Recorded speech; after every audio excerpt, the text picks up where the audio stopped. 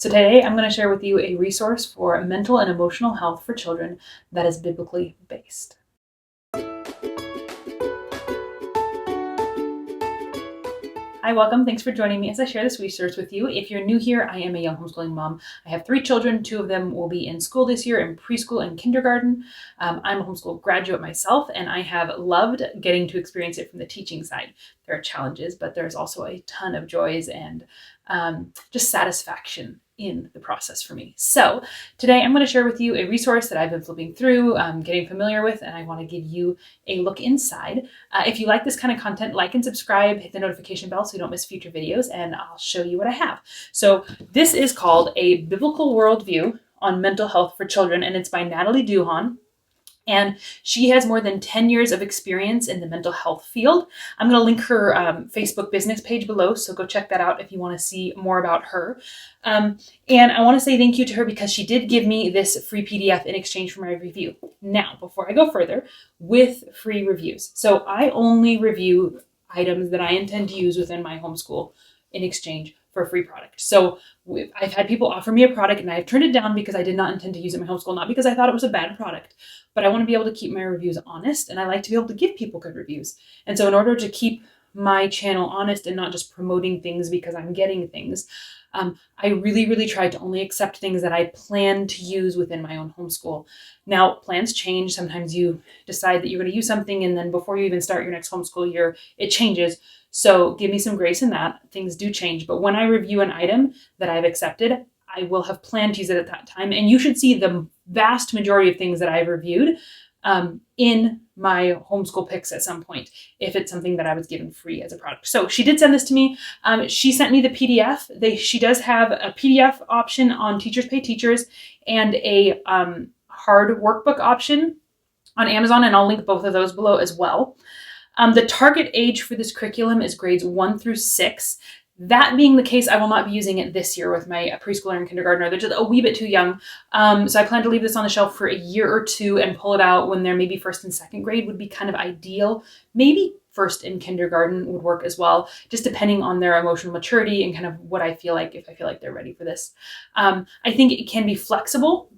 And I'll kind of show you inside. I think you could make some of the harder things a little bit easier by doing them orally with a younger child. Some of the easier ones maybe make it a little more advanced. So I think it can be flexible, or you could just use bits and pieces of it. But that's kind of my plan. I do intend to use this in a year or two, just depending on where my children are at. So with that said, I'm going to turn this around. As you look inside, like I said, I printed this myself. So this is the PDF that I have printed, not the workbook that she sent me. So let me show you. Okay, so A Biblical Worldview on Mental Health for Children. Let's show you inside. So in the very beginning, she has some pages that are written directly to you as a parent or the caregiver or teacher, just kind of information on why this was written, the format, how it goes, a couple of pages on that, and then the table of contents. And you can see there is 20 chapters in here. I'm not sure how you'd break this up for a typical school year of like 32 to 36 weeks, depending on what you do. You could do 1 chapter a week and then just spend a little more time on the chapters that are particularly interesting to you. Or you could break this up into 2 years and just do it like once a week and just take it real slow. Some of the chapters are definitely significantly longer than the others. So to do the some chapters 1 week, some chapters 2 might work really well. But the contents are as such. You get an introduction to emotions. What are they? Anger, anxiety, relaxation, sadness, peace and gratitude, self-esteem. And with this self-esteem chapter, I just want to mention real quick, because this is not the one I plan to flip through. When I see a chapter on self-esteem in a mental health or emotional curriculum, it really makes me cringe, because I think my first thought is like, oh, it's going to be feel good about yourself, pep talk yourself, love yourself. And that's not what this is. She comes at this from a very biblical standpoint of, what does God say about you? How does he perceive you? What does the Bible say? So, it talks about God loving you. Your value is from his love for you. It talks about how he values you, how he perceives you. It talks about the beauty of your internal beauty, like how the Bible talks about, the beauty of the outside fading away, but the internal beauty of a godly character being what lasts. And so I really like how they approach this self-esteem as viewing yourself the way God sees you, not just pep talking and loving yourself in the typical sense of a lot of psychology that I see. Self-care, love, social and communication skills, conflict, boundaries, forgiveness, support system, habits and goals, automatic thoughts, problem solving, coping skills, biblical learning to improve mental health, and learning from real life situations. So you can kind of see this is broken up in like these first few chapters seem more like about the emotions themselves and talking about them and talking about how you experience them and being aware of them. And then the second half is a little bit more about like boundaries and forgiveness and some more like mental health coping skills and habits, I guess I would say. So, or self-care, self-awareness topics maybe. And so that kind of seems like how it's broken up here. So I want to go inside 2 chapters. I'm going to do one of these first ones that is more on emotions and then one more that's on like self-awareness or coping skills. So in the beginning of each chapter, you have this beautiful little divider page, and some of the art in here is quite pretty. And then you have a section to you as the parent.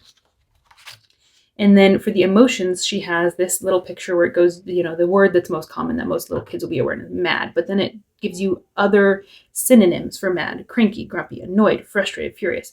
It's really good to get your kids to be aware of the different words and the different things they mean, right?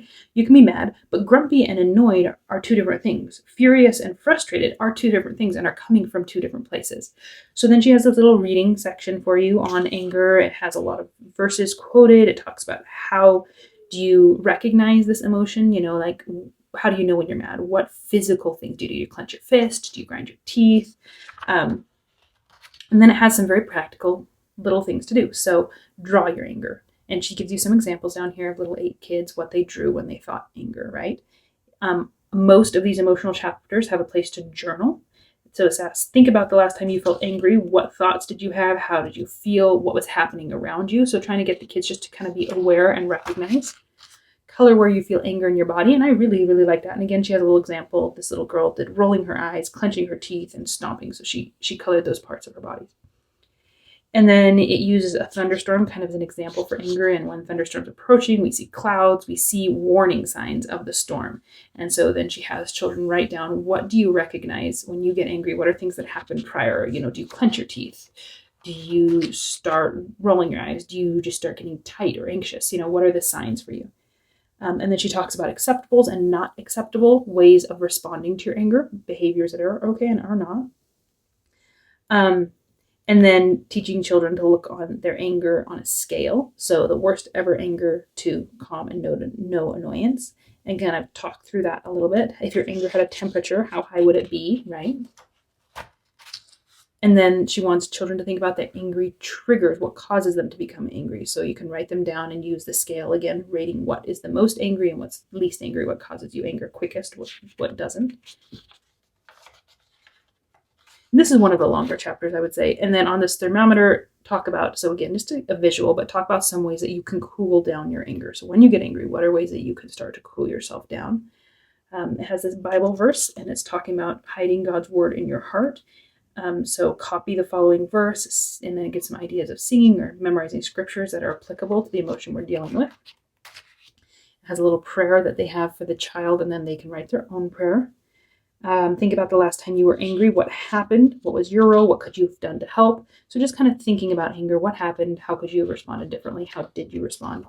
And then, and often they have these at the end of the chapter. Take some time to write or draw your thoughts about this chapter and use these reflection questions to help.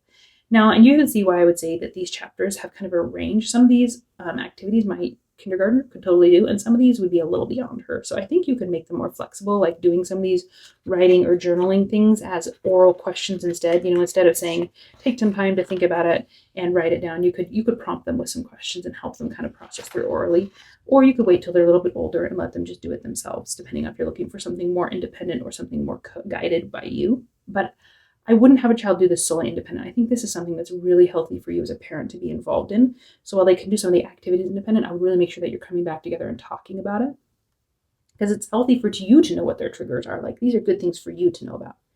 Okay, so then the questions on this one are, what did you learn about anger? How did this lesson add to the knowledge that you already had about anger? What questions do you still have?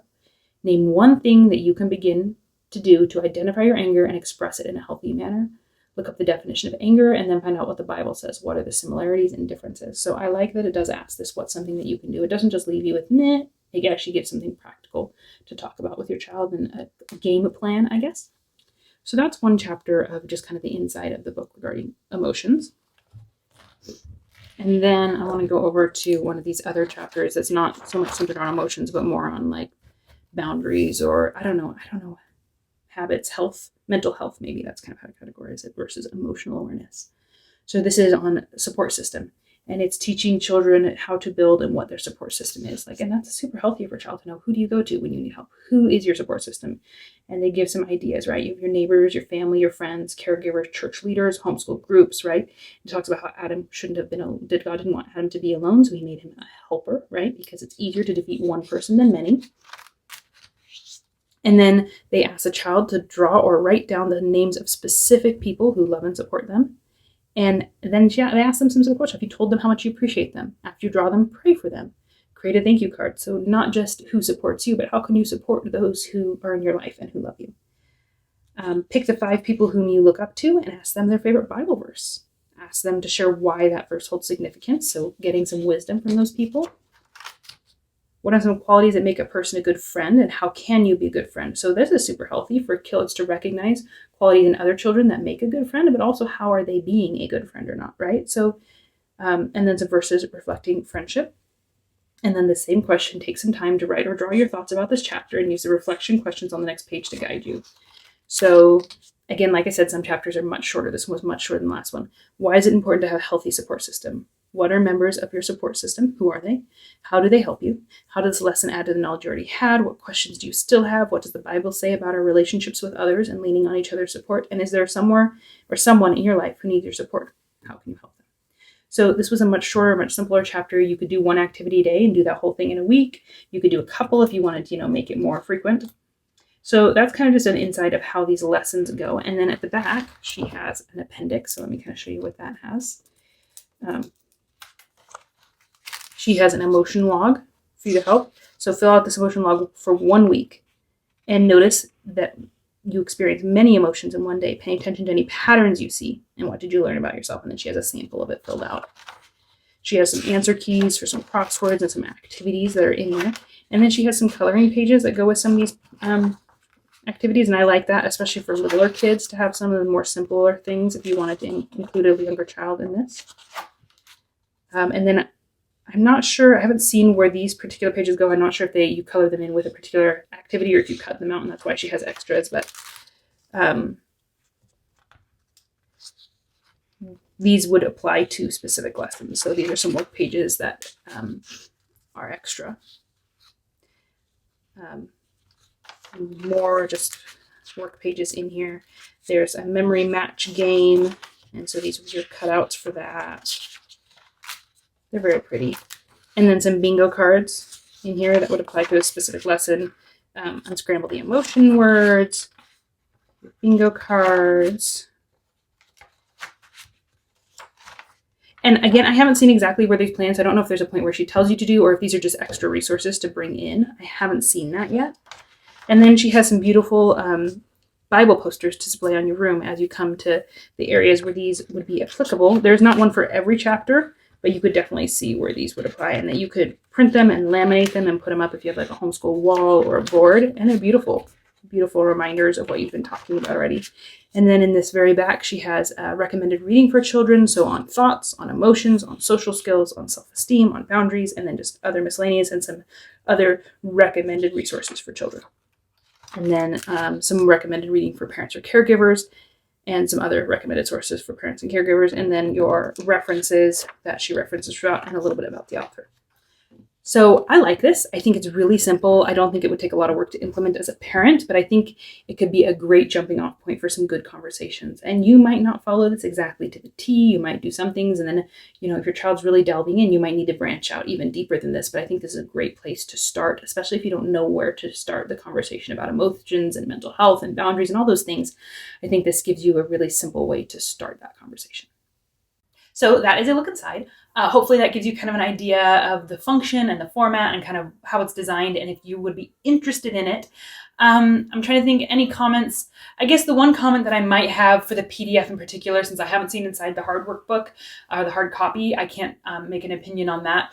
But there are a few graphics that are a little bit blurry when printed. Most of them aren't really a problem, I wouldn't say, but one or two had some significant blur when I full printed them. I don't know if that was my fault and how I printed it, or if the images were just a little bit too small to be printed on a full page. Like I said, the majority of them, that wasn't an issue for me. There was just one or two I noticed that went, oh, they're a little rough. Otherwise, I think it's fine, and I like how many options for exercises there are. I like being able to have the PDF and reprint them for multiple kids, so I think that's awesome. And it's not something that really inconveniences me that much or that I have a big problem with, just kind of a side note that I thought I would mention. Otherwise, if you have any questions or comments, if you've used this curriculum, let me know. I'd love to know what you think. If you have any questions on it, something that I didn't clarify well enough for you, please comment that below as well, and I'd love to answer those for you. Otherwise, keep sticking around, and we will see you again soon.